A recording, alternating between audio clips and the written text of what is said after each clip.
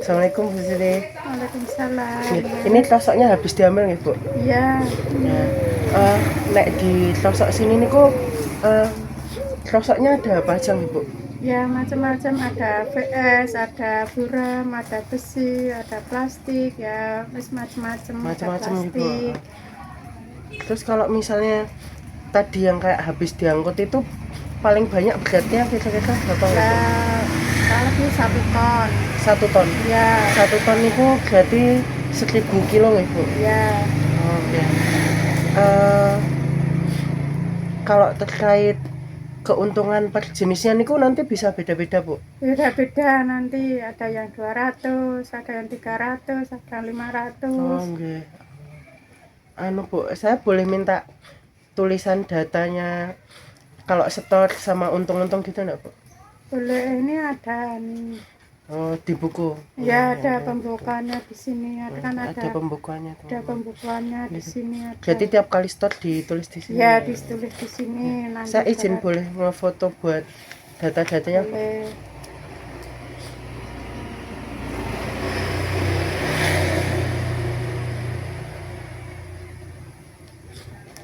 Gimana ya Bu? Iya. Nah, dari hasil wawancara tadi, kami sudah meminta izin untuk meminta data 8 setoran terakhir dari sosok Ibu Siti dan Bapak Wagino.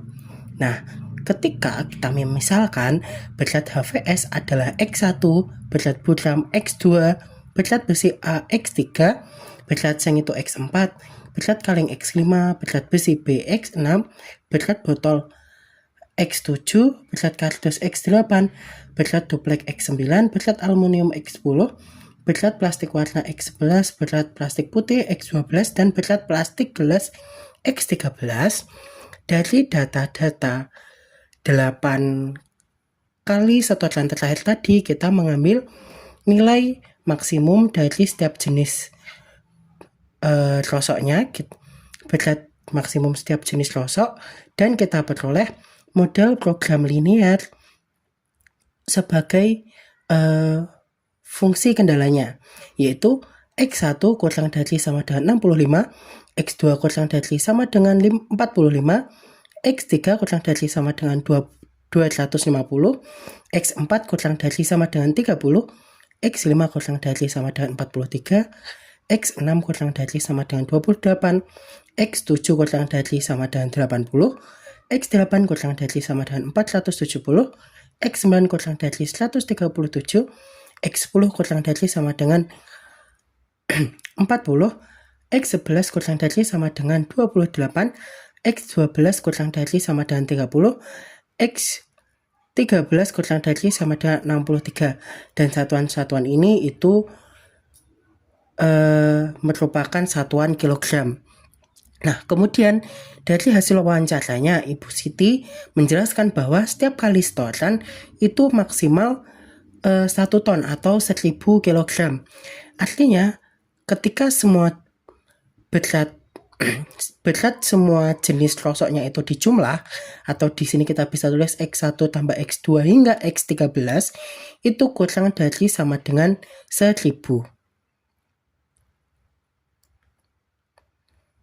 Nah, kemudian dari data keuntungan yang telah kami minta dari sosok Ibu Siti dan Bapak Wagino, kami bisa membuat fungsi tujuan yang merupakan fungsi keuntungannya, yaitu Z sama dengan 400X1 ditambah 300X2 ditambah 500X3 ditambah 300X4 ditambah 300X5 ditambah 500X6 ditambah 300X7 ditambah 300X8 ditambah 300X9 ditambah 5000X10 ditambah 300X1 ditambah 300X12 ditambah 300X13. Kemudian untuk selanjutnya kita akan mencari keuntungan maksimum dari penjualan rosok dengan menggunakan metode simplex. Untuk kali ini kita akan menggunakan bantuan software yaitu software Tora. Nah, ini kita klik linear programming, go to input screen, kemudian kita ketik judulnya. mencari keuntungan maksimum. Variabelnya ada 13, constraint-nya ada 14. Nah, kita kemudian mengisi maximize-nya dulu, yaitu berisi fungsi tujuannya.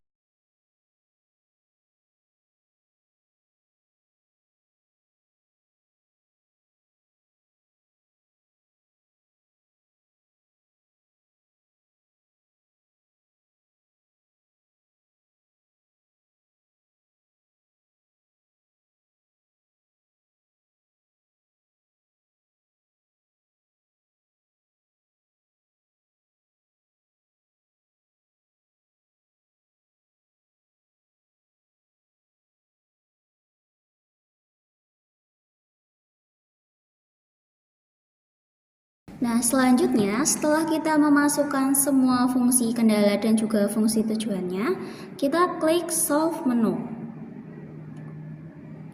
Kita klik Yes. Kemudian kita simpan dulu.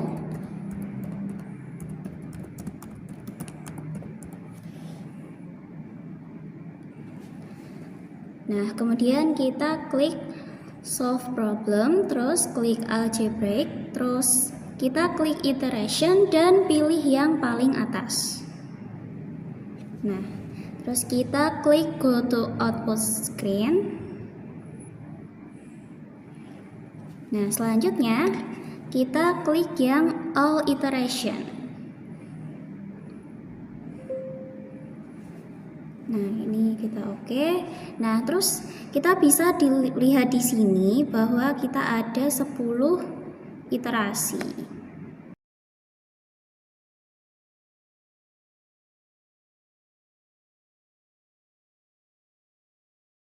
Nah, kita masuk ke iterasi pertama. Kita lihat nilai dari Zmax-nya. Di sini, nilai negatif paling besar adalah pada X10, yaitu negatif 5000. Nah, kemudian kita akan membagi kolom solution dengan kolom X10. Jadi kolom solution ini kita bagi dengan kolom X10. Nah, nanti yang ada hasilnya yaitu adalah SX23 dan SX27, yaitu 40 dan 1000. Nah, di sini kita ambil nilai yang paling kecil, yaitu 40. Nah, jadi SX23 nanti dia akan digantikan dengan X10 gitu. Kemudian kita lanjut ke iterasi kedua. Kita akan melakukan hal yang sama. Nah, sebelumnya kita lihat dulu ya bahwa SX23 tadi dia telah digantikan dengan X10. Nah, kita lihat lagi nilai Zmax-nya. Ternyata negatif paling besar itu ada di X3 dengan negatif 500.000. 500. Tiket tuh nggak apa-apa. Nah, kita lihat Zmax-nya nggak apa-apa. Nah, kita lihat nilai Zmax-nya. Ternyata negatif yang paling besar itu ada di X3, yaitu negatif 500. Dengan langkah yang sama, seperti iterasi pertama tadi, kita membagi solusi ini dengan X3. Nah, kemudian yang ada hasilnya nanti adalah SX16 dan juga SX27, yaitu 250 dan 960. Kita ambil nilai yang paling kecil, yaitu 250. Nah, jadi nanti SX16 ini dia akan digantikan oleh X3. Nah, kita melakukan iterasi lagi sampai nilai tabelnya itu optimum. Dan tabel akan optimum ketika iterasi ke-10. Nah, Di iterasi ke-10 ini nilai Z max-nya sudah tidak ada yang negatif, sehingga sudah bisa dikatakan bahwa tableau simplex-nya sudah optimum. Sehingga kita peroleh PLB-nya yaitu X1 sama dengan 65, X2 45, X3 250, X4 30, X5 43, X6 28, X7 80, X8 419, X10 40, SX21 51, SX22 137, SX24 28, SX25 30, SX26 63. Kemudian untuk penyelesaian optimumnya X1 sama dengan 65, X2 45, X3 250, X4 30, X5 43, X6 28, X7 80, X8 419, X10 40. Kemudian untuk Fmax-nya kita peroleh Rp550.100. Jadi keuntungan maksimum dari penjualan rosok adalah Rp550.100.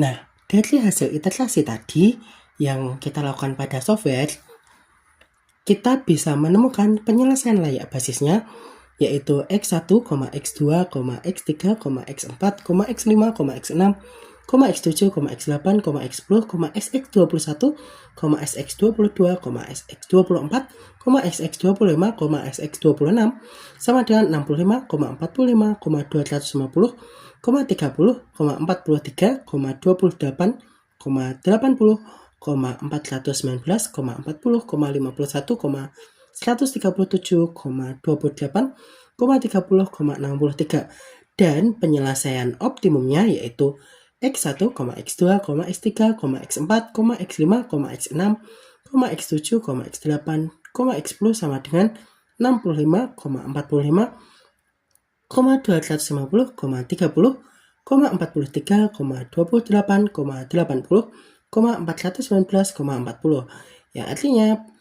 berat pada masing-masing variabel yang tertera itu sesuai dengan yang hasil di software tadi.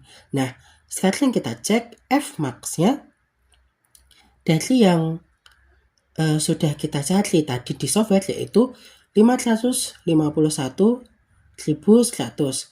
Nah, kita coba menghitung dengan memasukkan nilai-nilai variabel pada penyelesaian optimum ini ke dalam fungsi Z untuk menemukan Z max. Nah, ternyata setelah kita masukkan, setelah kita substitusikan nilai-nilai variabel pada penyelesaian optimumnya, itu diperoleh hasil yang sama dengan yang ada di software tadi, yaitu 550.100, yang artinya keuntungan maksimum yang dapat diperoleh itu sebanyak 550.100 rupiah. Nah, sekarang kita coba menggunakan software yang lain ya. Kita sekarang mencoba menggunakan software POM-QM. Nah, setelah kalian masuk, kita bisa klik Linear Programming. Nah, kita bisa menuliskan judulnya mencari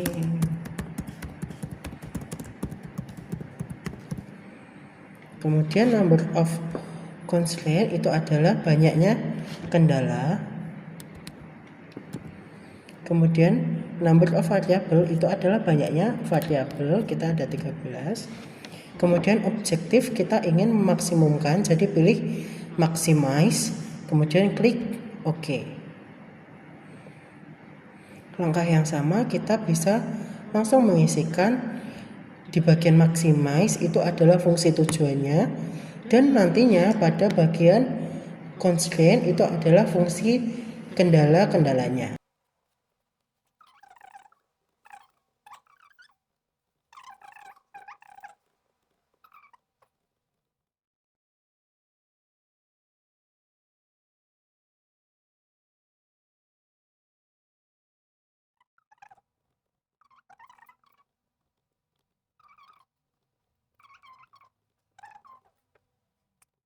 Nah, setelah itu kita bisa klik solve. Nah, itu akan terlihat hasil-hasil atau solusi pada iterasi optimumnya. Solusinya ini X1 ada 65, X2 ada 45, X3 ada 250 dan seterusnya. Dan bisa kita lihat di sini pada F maksimumnya itu sama seperti yang ada di Tora tadi, yaitu Rp550.100. Nah, pada POM-QM itu langsung menuju pada solusi optimumnya, yaitu optimal solution. Nah, pada hasil di POM-QM ini ternyata hasilnya sama dengan yang di software Tora tadi, yaitu pada X1 itu 65, X2 itu 45, X3 250, X4 30, X5 43, X6 28, X7 80, X8 adalah 419, X9 nya 0, X10 nya ada 40, kemudian X11, 12 dan 13 nya itu 0, dan diperoleh fungsi maksimumnya atau Zmax-nya itu ada di angka Rp550.100. Jadi hasilnya sama. Kemudian kita coba lihat pada bagian ranking. Nah, kemudian hasil dari ranking tadi akan kita gunakan untuk analisis sensitivitas. Nah, analisis sensitivitas ini kita akan gunakan untuk mengetahui dampak-dampak dari perubahan setiap parameter yang kita miliki, yang berdampak nantinya pada hasil atau solusi akhir atau solusi optimumnya, teman-teman. Nah, parameter yang akan kita bahas itu adalah keuntungan yang diambil oleh rosok Bapak Wagino dan Ibu Siti tadi, ataupun dari berat masing-masing jenis rosoknya. Nah, kita bisa lihat pada bagian yang pertama ini ada variabel X1, X2, X3 hingga X13. Kemudian ini ada original value, ini adalah keuntungan setiap jenis rosok aslinya. Nah, kemudian yang perlu kita perhatikan adalah di bagian sebelah kanan ini, teman-teman, yaitu lower bound dan juga upper bound. Maknanya apa? Maknanya adalah ini adalah batas bawah dan juga batas atas masing-masing keuntungan tiap jenis, supaya hasil akhirnya itu tetap sama atau nilai optimum yang akan kita dapatkan itu tetap sama. Jadi supaya nilai optimumnya tidak berubah atau hasil akhirnya tidak berubah, itu ketika X1 atau berat HVS ya teman-teman, itu paling rendahnya keuntungannya itu 300, kemudian paling tingginya itu tak terhingga, infinity. Begitu pula dengan jenis-jenis rosok yang menjadi variabel X2, X3, X4, X5, 6, 7, kemudian ini ada X10. Kemudian untuk variabel X9, X11, X12 dan X13 itu memiliki batas bawahnya atau keuntungan paling minimumnya itu tidak terbatas, tetapi keuntungan maksimumnya itu ada di batas 300. Jadi variabel-variabel ini atau jenis-jenis rosok ini akan mengubah hasil akhir ketika keuntungannya itu sudah di atas 300. Nanti hasil akhirnya atau bentuk optimumnya tablo simple kita tuh akan berbeda, teman-teman. Jadi ada yang jenis rosok yang memiliki batas bawah, yaitu keuntungannya 300 tapi tidak memiliki batas keuntungan atas. Ada juga yang memiliki batas keuntungan paling banyak yaitu 300 tapi tidak memiliki batas keuntungan paling rendahnya yaitu sampai negatif infinity. Kemudian ada juga nih variabel yang ini X8 ini batas minimum keuntungannya 300, maksimumnya juga 300. Jadi pada variabel X8 ini atau jenis rosok yang pada X8 ini itu harus mengambil keuntungan 300 supaya hasil optimumnya nanti atau hasil akhirnya itu tidak berubah. Jadi ketika keuntungan pada X8 ini semisal Bu Siti atau Pak Wagino mengambil keuntungannya menaik menjadi 400 atau turun menjadi 200, nanti hasil optimum tadi yang kita cari itu akan berubah. Jadi hasil akhirnya kita itu akan berbeda. Nah, untuk membuktikannya kita bisa coba nih teman-teman. Nih, ini kan tadi X1 batas bawah keuntungannya itu Rp300.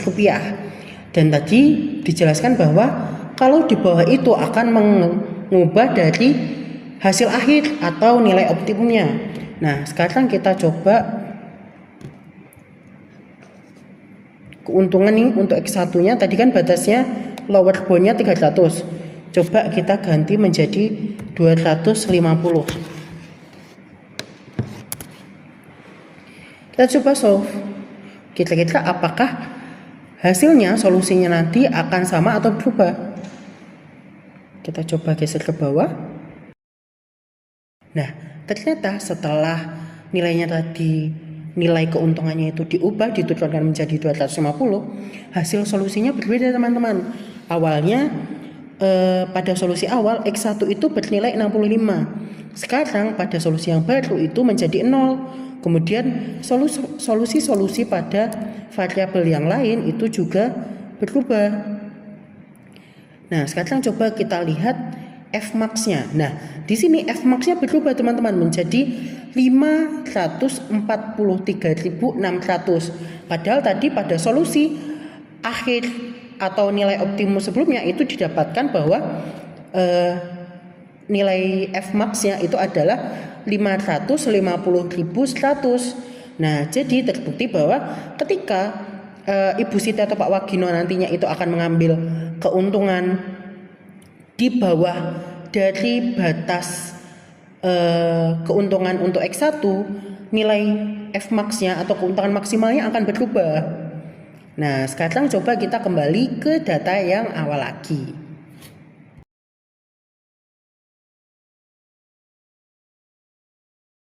Nah, kemudian kita akan masuk ke bagian batasan.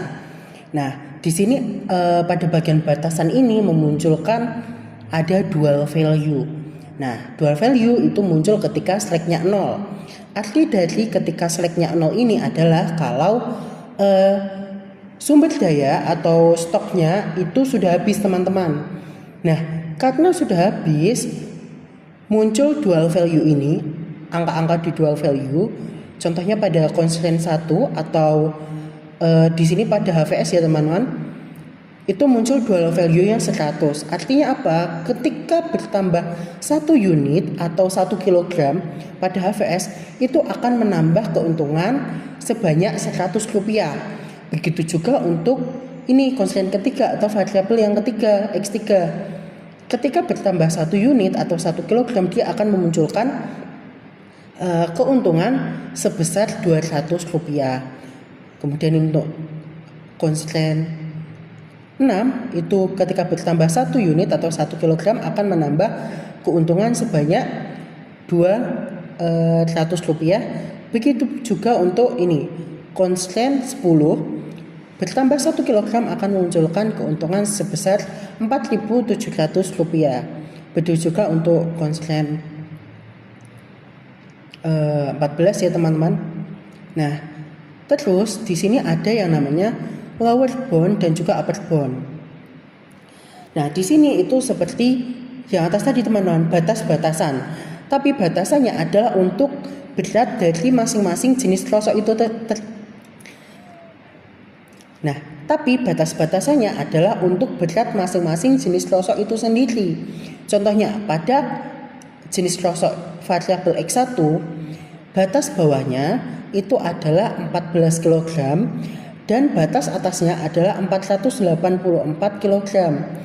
Padahal original value-nya batasnya adalah 65. Di sini artinya hasil akhir atau nilai optimum itu tidak akan berubah ketika berat dari X1 itu masih sekitar 14 hingga 484 teman-teman.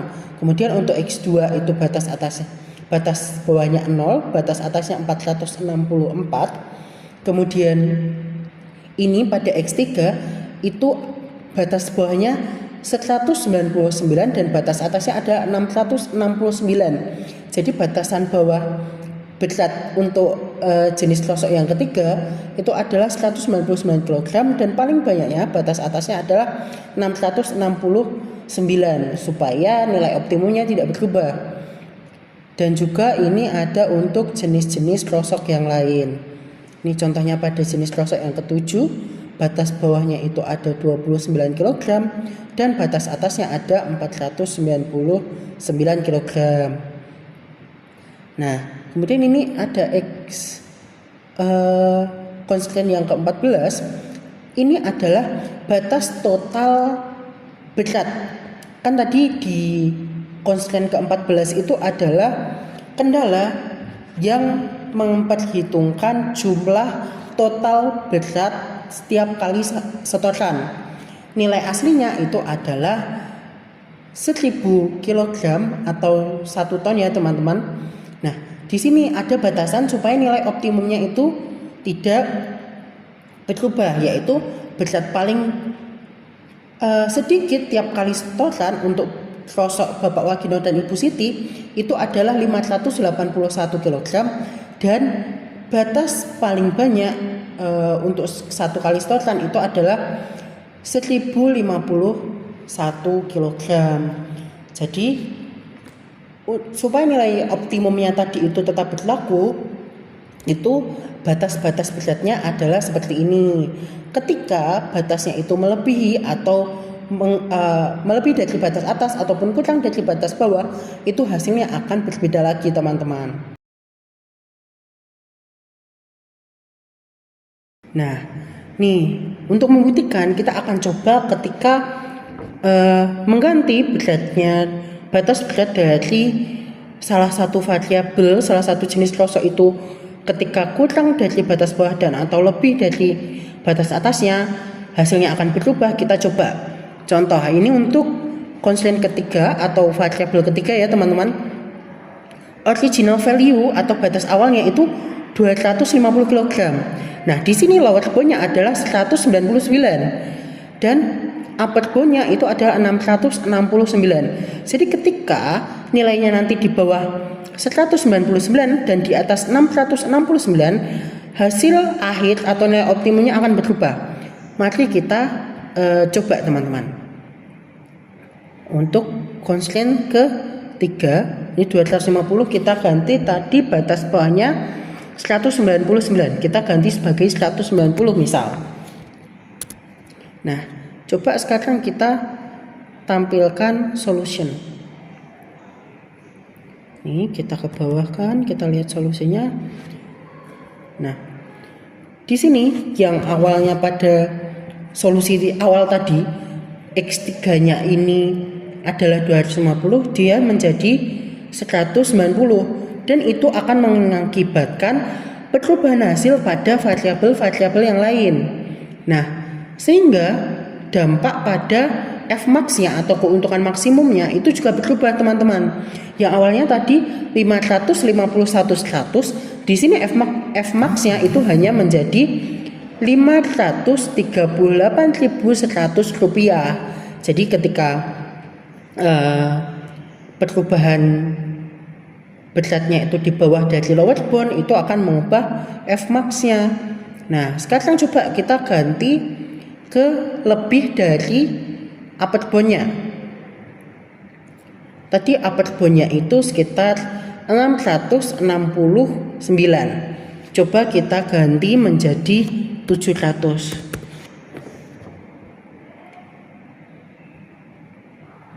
Sudah diganti menjadi 700, kita ganti ke solution lagi. Nah, kita cek, ternyata hasilnya berbeda lagi teman-teman. Nah, padahal batasnya tadi di batas kendalanya ada total keseluruhan 1000 dan di sini sudah diambil oleh X3 700, maka hasil optimum untuk variabel lain pasti berubah dan hasil Fmax-nya juga berubah pula teman-teman. Yang awalnya tadi 550.100 menjadi 640.100.